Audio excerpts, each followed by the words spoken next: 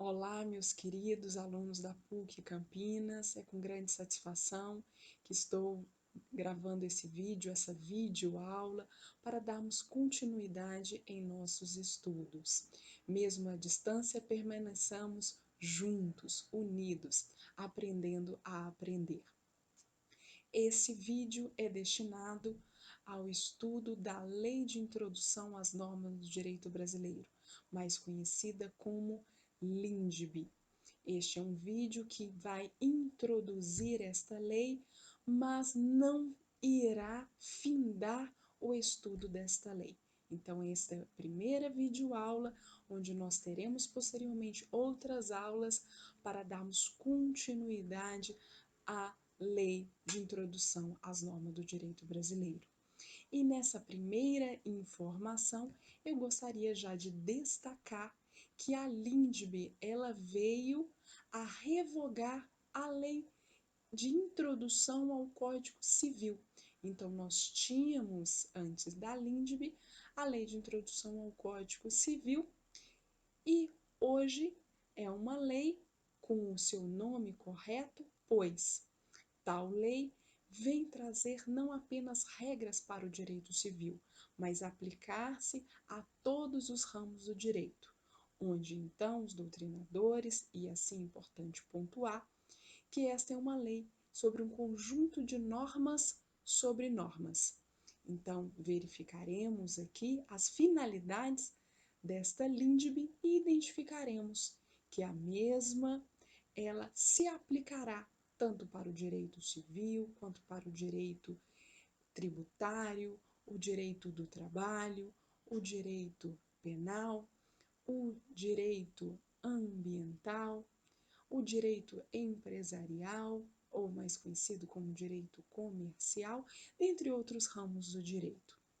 A LINDB contém 19 artigos, o que se diferencia da antiga Lei de Introdução, que havia 21 artigos. Mas quais são as finalidades? As finalidades dessa lei introdutória é regular a forma de aplicação das leis gerais. Estabelecerá o início e a duração da obrigatoriedade de uma lei. Então, pensemos, uma lei foi publicada no Diário Oficial da União. Passará a ter vigência a partir da data da sua publicação?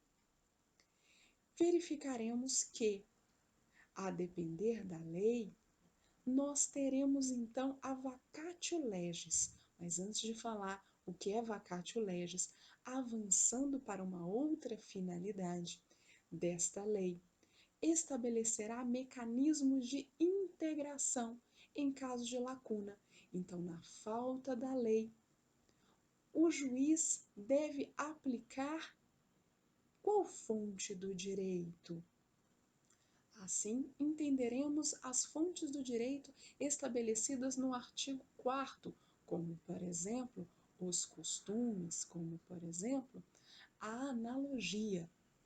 E avançando aqui, já leremos e falaremos um pouco mais sobre essas fontes do direito, sobre o caso de lacuna da lei. Vamos também agora identificarmos que uma outra finalidade é o critério de interpretação, contido no artigo 5º, ou os meios de preservação e de segurança jurídica em face da edição de novas normas. E aí entenderemos quando pensemos uma norma foi revogada, total ou parcialmente, devemos observar o direito adquirido, o ato jurídico perfeito, a coisa julgada. Falaremos sobre isso nas próximas aulas. Avançando, nós temos de observar uma outra finalidade. Vem regular também o direito internacional privado, ali estabelecido do artigo 7º ao artigo 17. Também tem outra finalidade. Vem regular atos civis praticados no estrangeiro pelas autoridades consulares brasileiras. Isso localizamos no artigo 18 e artigo 19. E avançando um pouquinho mais, como eu mencionei, a LINDB vem a mencionar as fontes do direito. Então, pensando nas fontes do direito, nós temos de entender que nós temos fontes formais e fontes aqui não formais, fontes estatais e fontes não estatais. O artigo 4º da Lei de Introdução às Normas do Direito Brasileiro vem estabelecer as fontes formais. Quais são? Lei, analogia, costumes, princípios gerais do direito. Ok, estas são as fontes formais. Então, repetindo, lei, analogia, costumes e princípios gerais do direito. Mas temos também que avançarmos para além do artigo 4º. E para além do artigo 4º, identificaremos as fontes não formais, que seria, então, a doutrina, outra fonte não formal, a jurisprudência. Numa outra classificação, poderíamos então identificar em relação às fontes sobre o órgão produtor, e aí identificaremos as fontes estatais e fontes não estatais. Fontes estatais, então vem a primeira fonte na nossa mente, que é a fonte principal, a fonte aqui que há uma supremacia. Qual? A lei, a legislação em si. E também poderíamos então pensar numa outra fonte estatal, que não faz menção o artigo 4º, a jurisprudência. Identificaremos posteriormente, quando estudarmos sobre a jurisprudência, a importância que foi dada a essa fonte no atual CPC, o CPC de 2015. Avançando mais um pouquinho, poderíamos identificar fonte não estatal. Fonte não estatal, a doutrina ou costume, considerado fonte não estatal. Então, classificamos em fontes formais, fontes não formais e, pelo órgão produtor, fonte estatal e não estatal. E agora, partindo para a primeira fonte, o estudo da primeira fonte, a lei. Quando falamos então sobre lei, já iniciei e já afirmei que a lei é a fonte principal, a supremacia da lei, da norma escrita emanada do legislador. Então, poderíamos aqui darmos um conceito de lei como um sinônimo de norma jurídica. A lei é tanto uma norma constitucional como uma lei ordinária. Exemplo, uma aqui que poderíamos dar de uma lei ordinária, o Código Civil, ou até mesmo uma cláusula contratual, que se diz ser lei entre as partes, uma cláusula contratual. Então, lei é tanto uma norma constitucional, quanto uma lei ordinária, uma lei complementar ou uma cláusula contratual, que pode-se assim dizer que faz leis entre as partes. Avançando de um conteúdo ou de um conceito mais estrito de lei, poderíamos então dizer que lei aqui indica tão somente a norma jurídica elaborada pelo Poder Legislativo. E aí pensaríamos em todo o processo legislativo, que compreende a elaboração da lei de todas as categorias normativas estabelecidas no artigo, isso mesmo, qual artigo? 59 da Constituição Federal, que posteriormente importa destacar, quando falamos no artigo 59 da Constituição Federal, a hierarquia das leis. E aí, quando pensamos na hierarquia, nós estamos pensando na lei, aquela que está lá no topo, pensando aqui na pirâmide, que é a Constituição Federal.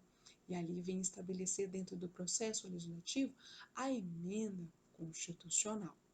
Avançando aqui, nós temos aqui dentro dessa hierarquia, posteriormente a lei complementar e abaixo as leis ordinárias, apesar de não existir conflitos entre uma lei complementar e uma lei ordinária em relação à matéria em si, mas a sua aprovação de uma lei ordinária é por maioria simples, uma lei complementar é por maioria absoluta. E aí, avançando mais um pouco, poderíamos pensar que nós temos, além da norma constitucional, além da lei federal, lei a nível nacional, nós temos leis estaduais e leis municipais.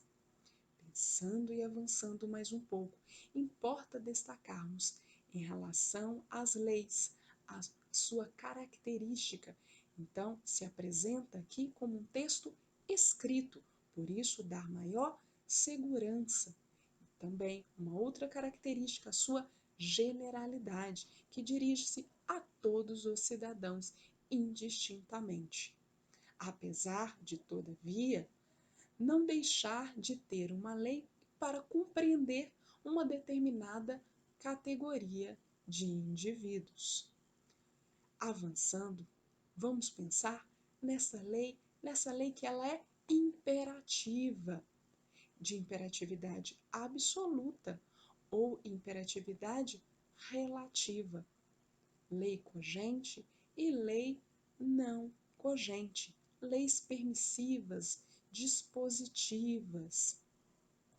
E, posteriormente, poderíamos então dar um exemplo de uma lei imperativa, de uma imperativa absoluta, direitos reais, sucessões. Avançando aqui, vamos pensar agora novamente nessas leis, leis federais, leis estaduais, leis municipais. As leis federais, como diz, de competência da União Federal, ou seja, lei a nível nacional, estabelecido no artigo 22 da Constituição Federal. Leis estaduais aprovadas o quê? No Estado. Então, a sua abrangência é estatal, aprovada pelas assembleias legislativas. Então, aí nós vamos identificar que é unicameral, o que se diferencia de uma lei federal, que é bicameral. E aí nós vamos identificar quem?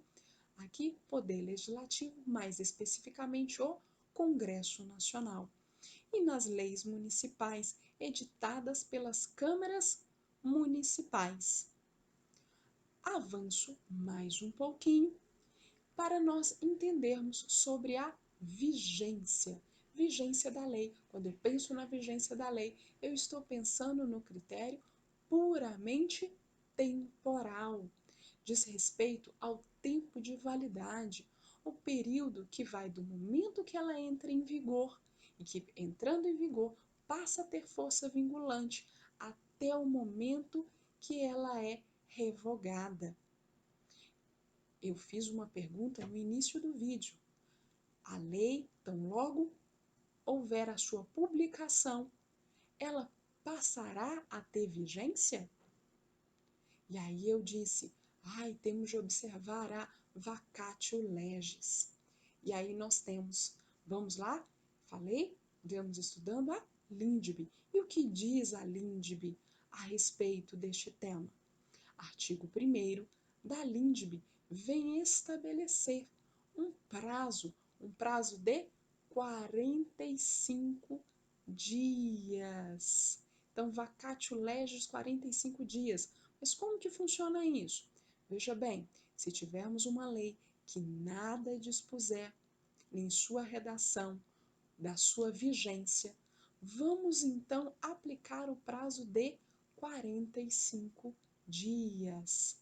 Mas, se no texto, no corpo da lei, estabelecer esta lei entrará em vigor a partir da data da sua publicação, nós não vamos agora ter a regrinha do artigo 1º, aquele prazo de 45 dias, a vacatio legis.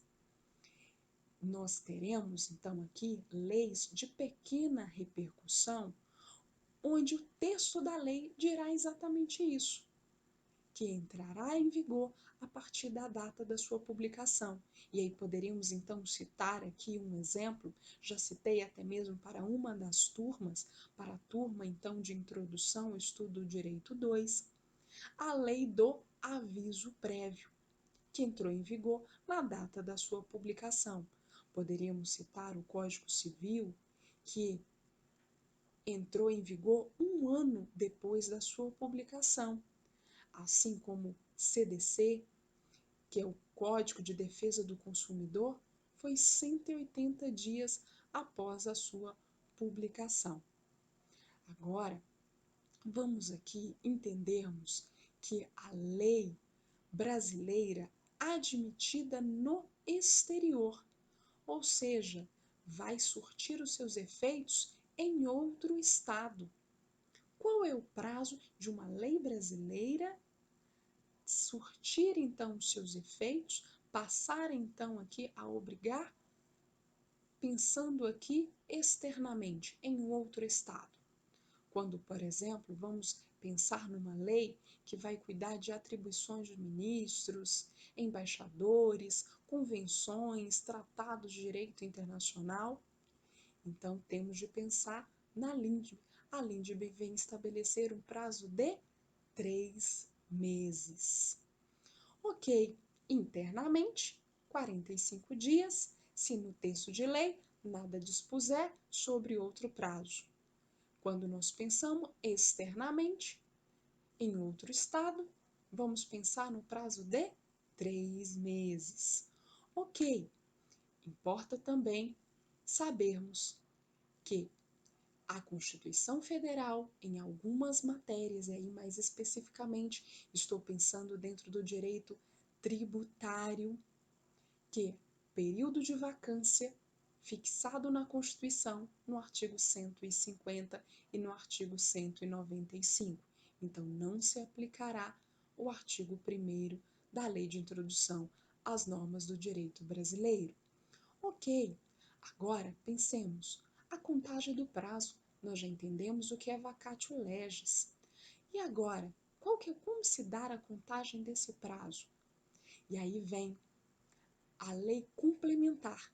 Vamos agora sair da LINDB e irmos para a lei complementar. Lei complementar 95 de 98. E o que lá estabelece? Artigo 8º, parágrafo 1º, que eu peço licença para a leitura. A contagem do prazo para entrada em vigor das leis que estabelecem período de vacância far-se-á com a inclusão da data de publicação e do último dia do prazo, entrando em vigor no dia subsequente à consumação integral. Então, repetindo aqui, a contagem do prazo. Como que se dá essa contagem do prazo? Então, vamos pensar na data de inclusão da publicação, data inicial é da publicação. E vamos também contar o último dia do prazo e entrará em vigor no dia seguinte. Ok, a sua consumação integral. Então, entrará em vigor no dia subsequente. Conta-se o início da publicação, dia da sua publicação, e conta-se o último dia do prazo. Ok, avanço aqui mais um pouquinho. Importa destacar que uma lei promulgada, mas não publicada, não tem vigência. Por que não? Uma vez que não é publicada, ela não pode produzir os seus efeitos. Então, para a produção dos seus efeitos, para a sua vigência, necessita da publicação desta lei. Ok, agora, o que seria então o vigor de uma lei? Posso pensar numa lei ter vigor, mas não ter vigência? Vamos lá, o que é vigor? É a qualidade da lei para a produção dos seus efeitos. Quando eu falo em vigor, diz respeito à sua força vinculante. E aí nós temos de pensar na outra atividade. Olha, eu estabeleci um contrato na vigência de uma determinada lei. Posteriormente, essa lei foi revogada. E agora estou diante de um conflito. O que fará o juiz? Se pensarmos aqui numa ação envolvendo exatamente esse contrato este realizado na vigência de uma lei antiga. Vamos então entendermos que a aplicação se dará pela lei antiga, pela lei revogada. Então, aqui, se um contrato foi celebrado durante a sua vigência e tiver que ser examinado hoje, quanto à sua validade, ou qualquer conflito que houver, deverá ser aplicado a lei, o código revogado. Por exemplo, código aqui revogado de 1916, temos o atual código de 2002, mas nós tivemos um contrato sob a lei do Código Civil de 2016. Agora, para pensarmos então na validade da mesma, na solução desse conflito, eu não posso pensar nas regras do Código de 2002, mas eu tenho de pensar nas regras do Código Civil de 1916. Ok, quando nós pensamos agora no princípio da obrigatoriedade, será que eu posso, em minha defesa, dizer, não conheço a lei? Não posso. Artigo 3º da LINDB estabelece isso para nós, né? Ninguém pode aqui, em sua defesa, dizer que desconhece a lei. Ok, é importante destacarmos que o texto de lei sempre indicará o seu objeto. E uma lei, na maioria das vezes, terá apenas um objeto, uma finalidade. Então, tenha curiosidade, abra a lei complementar que nós fizemos a leitura, por exemplo, a lei complementar 95, o seu artigo 1º, e lá você identificará o objeto, a finalidade dessa lei. Mas poderemos ter uma lei com mais de um objeto, como, por exemplo, o Código Civil. Vamos avançar mais um pouquinho aqui para nós entendermos sobre aqui a vigência da lei no tempo. Falando sobre a vigência da lei no tempo, e aí já estamos aqui pensando posteriormente na revogação da mesma, a LINDB, a Lei de Introdução ao Novo Direito Brasileiro, novamente, artigo 2º, diz que não se destinando à vigência temporária, então quer dizer que nós poderemos ter uma lei temporária. Então vamos lá, não se destinando à vigência temporária, a lei terá vigor até que outra modifique ou revogue. Então vamos lá. Então, enquanto não vier uma outra lei que venha modificar, que venha revogá-lo, nós temos aqui a vigência desta lei. Agora, como eu disse, nós poderíamos ter uma lei o quê? De vigência temporária. Essa lei de vigência temporária, com o advento do termo, que vem estabelecer previamente, de forma expressa no texto de lei, a sua duração. Então, temos aqui o advento do termo. Poderemos ter aqui uma lei de condição resolutiva enquanto durar a guerra, por exemplo. Poderemos ter também pressupostos fáticos que desaparecem. E ao desaparecer, nós vamos ter então que a caducidade de uma determinada lei. A lei que se destina, por exemplo, ao combate de uma determinada doença. Doença essa que posteriormente, com o avanço da medicina, deixa de existir. Então, essa lei caducará. Então, vamos deixar de tê-la. Perde, né, todo o seu sentido. Perde aqui, né, a sua razão. Ok, e aí nós temos então, salvo essas exceções de vigência temporária, na regra geral, as leis são de vigência permanente. Não vem estabelecer aqui um termo de sua duração, não há condição resolutiva. E, na maioria das vezes, não vamos pensar, então, aqui na caducidade, né? Mas pensando, então, nessa lei permanente, sem prazo de duração, perdurará até que ocorra a sua revogação, não podendo ser extintas pelo costume, pela jurisprudência, por regulamento, decreto, portaria ou simples avisos, pois a lei, como eu disse, né, há uma supremacia. E se pensarmos então aqui nas fontes do direito, na hierarquia das fontes, qual que é a fonte, né, de maior hierarquia? Fonte principal, a lei. Então, não poderíamos aqui pensar que a jurisprudência que vem do poder judiciário, ter o poder de revogar uma determinada lei. Ok, e pensando agora na revogação, temos revogação total ou revogação parcial. Essa revogação que é a supressão de uma lei por outra. Revogação total dá-se o nome de abrogação. Revogação parcial, derrogação. E um exemplo que vocês certamente já estão pensando numa revogação total. Código Civil, né? Código Civil que foi revogado totalmente. Perfeito, feito aqui.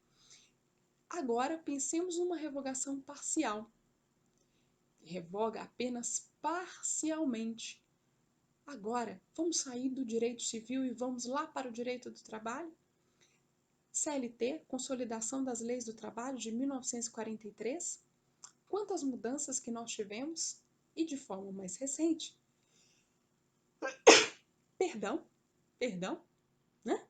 O espirro, voltando, pensando de forma mais recente, nós temos aqui a reforma, isso mesmo, reforma trabalhista, a Lei 13.467 de 2017, alterou substancialmente a CLT, tanto o direito material quanto o direito processual.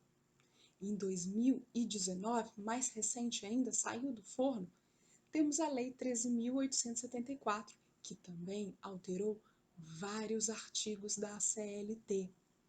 Ok, nós poderemos aqui também pensarmos, quando perde então aqui a vigência, a perda da eficácia de uma determinada lei, por decretação do Supremo Tribunal Federal, a inconstitucionalidade. Então, ser declarada a inconstitucionalidade de uma determinada lei, que cabe posteriormente suspender a execução o Senado. Isso vem no artigo 52 da Constituição Federal, no inciso 10. Então, teremos aqui a possibilidade de uma revogação total ou parcial, advinda de uma lei, como também poderemos ter a possibilidade da perda da eficácia de uma determinada lei pela decretação pelo Poder Judiciário, mais especificamente o STF, Supremo Tribunal Federal, pela inconstitucionalidade de uma determinada lei, onde cabe ao Senado suspender a sua execução. Isso está, já falei, artigo 52, inciso 10 da Constituição Federal. Ok, avanço mais um pouquinho na Lei Complementar 95 de 98, que estabelece no artigo 9º, para nós, dentro desse tema de revogação, que a cláusula de revogação poderá enumerar expressamente as leis ou disposições legais revogadas. Ok, então vem uma lei e essa lei vem estabelecer que estará revogado o artigo X, Y e Z, ou que estará revogada toda a lei. E aí temos aqui uma revogação total, como nós já falamos, revogação total, abrogação. Revogação parcial, derrogação. Ok. Avanço mais um pouco. Revogação, então, quando nós pensamos numa lei em si, então deve emanar da mesma fonte que aprovou o ato revogado. Por exemplo, norma de natureza constitucional. Somente pode aqui ser revogado algum artigo da Constituição Federal por meio de? Isso mesmo, por meio da emenda à Constituição. Isso está onde? No artigo 60 da Constituição Federal. Por outro lado, aqui, poderíamos então pensarmos um decreto. Um decreto revoga-se por outro decreto, mas também pode ser revogado por uma lei, que é uma hierarquia superior. Então, quando nós pensamos num decreto, vamos pensar na revogação pelo um outro decreto, ou vamos aqui pensarmos na revogação de uma lei, por meio de uma lei. Por quê? Porque a lei é de hierarquia superior a um determinado decreto. E aí até o avanço para uma outra informação que eu não passei para os senhores em relação à vigência da lei quando nós falamos sobre a vacatio legis. E pensando mais especificamente na vacatio legis de um determinado decreto ou de um determinado regulamento em si, nós não vamos pensar naquele prazo de 45 dias para a obrigatoriedade dessa lei. Então, tão logo for publicado um decreto, tão logo for publicado um regulamento, passa a ter obrigatoriedade. Não se aplica o prazo de 45 dias. Ok, perfeito. Avanço aqui mais um pouquinho dentro desse tema de revogação. Quanto à sua forma de execução, pode ser expressa, então vem uma lei, nós estamos falando sobre isso, né? Vem uma lei, ou pode ser de forma tácita. Como assim? Lei expressa, como eu disse, fica revogado o artigo X da lei Z, né? Ou fica revogado a lei tal, isto é, todas as suas normas. Ou nós poderemos ter a incompatibilidade. E aí, quando eu falo da incompatibilidade, pensemos aqui dentro da hierarquia das leis, Constituição Federal. Mais especificamente, Constituição Federal de 1988 e uma lei anterior à Constituição de 88. E aí eu poderia então relembrar a CLT. Lembra que eu falei que a CLT é de 1943? Será que há alguma incompatibilidade com a Constituição Federal? Sim. E aí eu vou dar um exemplo, aviso prévio. O aviso prévio, lá no artigo 487 da CLT, mais especificamente no seu primeiro inciso, estabelece prazo de 8 dias se o pagamento, né, deste empregado for efetuado por semana. Não há de falar agora em aviso prévio de 8 dias. Constituição Federal, no artigo 7º, inciso 21, estabelece que aviso prévio prazo mínimo é de 30 dias. E até mencionei para os senhores que nós tivemos aqui, posteriormente, em 2016, uma lei que passou aqui a ter vigência na data da sua publicação, uma lei de pequena repercussão, onde agora o prazo ainda é superior a 30 dias, pensando neste empregado que fica mais de um ano na empresa. Então, se contará 3 dias por ano na empresa, 3, que se somará àqueles 30 dias, direito constitucional. Então, estamos aqui agora a mencionar esse artigo 487, que fala sobre o prazo de 8 dias, que não houve compatibilidade. Mas se você for lá agora, por curiosidade, vai no Google, ou então você tem o seu VADMEC, você tem sua CLT, e lá estará o artigo 487, esse primeiro inciso. Mas este foi revogado de forma tácita pela sua incompatibilidade, ok? E vou aqui avançar mais um pouquinho para que os senhores consigam então entender o seguinte. Lembre-se que pensemos na incompatibilidade. Neste caso, não foi tão complexo assim entendermos que houve aqui uma revogação tácita. Mas há outros dispositivos legais que não é tão fácil essa percepção.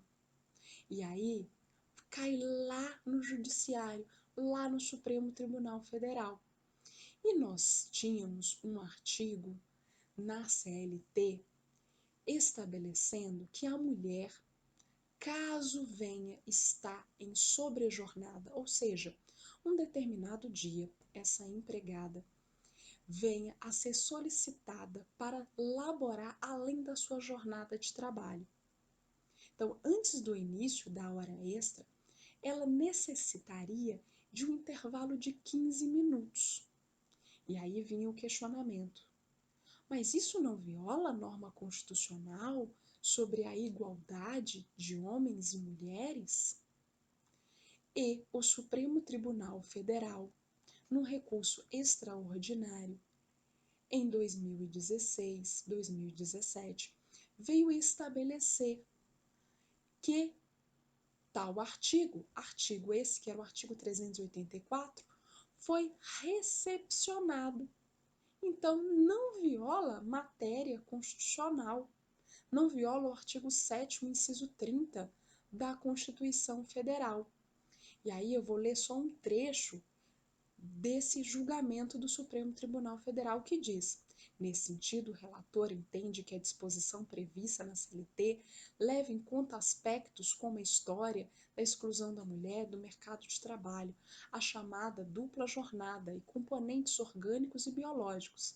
A norma, a seu ver, não viola o artigo 7º, inciso 30 da Constituição, uma vez que não prevê tratamento diferenciado entre homens e mulheres em relação a salários, critérios diferenciados de admissão ou de exercício de funções diversas.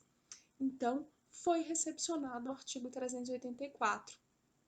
Mas, mulheres, vocês que estão assistindo esse vídeo, vocês que são empregadas, não fiquem tão felizes assim.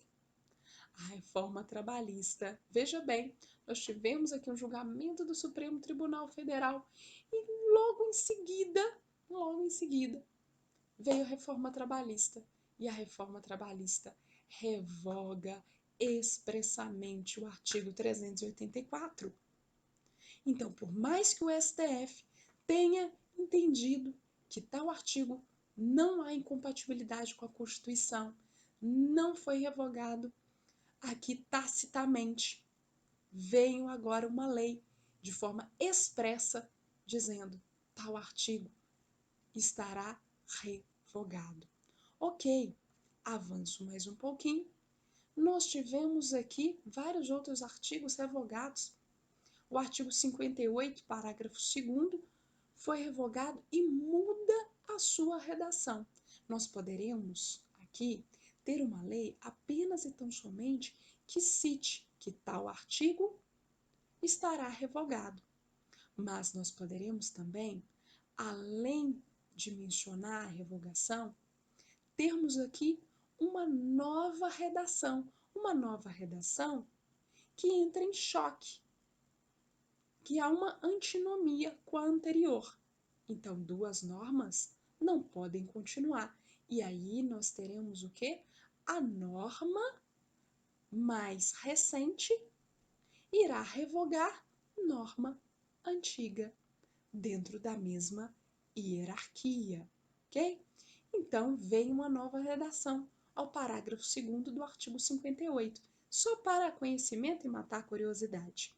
Lá diz no artigo 58, parágrafo 2º, que o tempo despendido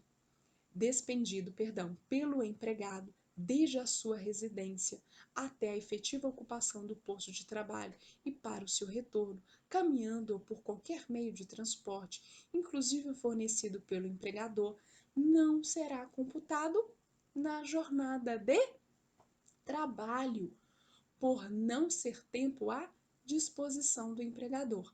Então, não importa aqui o meio de transporte, quanto tempo esse empregado vai então gastar da sua casa ao seu trabalho, do seu trabalho à sua casa, não será computado na jornada de trabalho. Antes, nós tínhamos aqui uma regrinha de computação na jornada de trabalho, mas essa era a redação antiga. Hoje, essa redação não vai computar. Então, vamos seguir a norma mais recente. Ok, artigo 2º, parágrafo 2º da LINDB. Lei nova que estabeleça disposições gerais ou especiais a par das já existentes, não revoga nem modifica lei anterior. Então, se vem aqui por exemplo, a CLT, ela veio trazer novas regras, novos dispositivos que não conflitam em nada com os artigos já existentes. Então, não vamos aqui mencionar em revogação. Então, Novamente, lei nova que estabeleça disposições gerais ou especiais a par das já existentes, não revoga nem modifica lei anterior. Porém, uma norma geral, vindo posteriormente, não tem um condão de revogar uma norma especial, ok? Vou aqui dar um exemplo para ficar mais claro, né? Então, aqui, retificando um pouquinho o que eu mencionei no início, mas eu penso que agora os senhores já entenderão. Vamos agora pensar no Código Civil. Código Civil, na sua parte geral, que fala sobre vícios do contrato. E pensemos agora no Código de Defesa do Consumidor, que fala também sobre vícios do contrato. Vícios do contrato estabelecido no Código de Defesa do Consumidor. Estes artigos só serão revogados se vier uma lei estabelecendo aqui próprios critérios das relações de consumo para revogar o Código de Defesa do Consumidor. Então, o Código Civil, se vier a alterar as regras estabelecidas sobre vício do contrato, vai então somente revogar regras de contrato geral, que não trata-se sobre as relações de consumo. Ok, vamos parar por aqui a aula de hoje. Na próxima aula, vamos prosseguir ao estudo da Lei de Introdução às Normas do Direito Brasileiro. Até a próxima aula.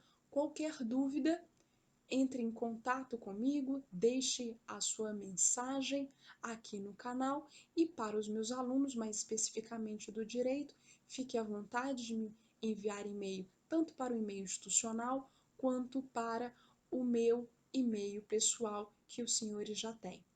Tenham uma excelente semana. Muito obrigada. Até a nossa próxima